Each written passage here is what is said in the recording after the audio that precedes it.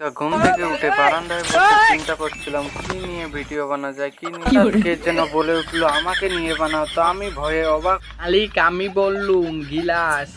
আরে গিলাস তুই বলছিস কেন মালিক, ফেটে গেল নাকি? চুপ শালা গিলাস, বেশি কথা বলছিস না।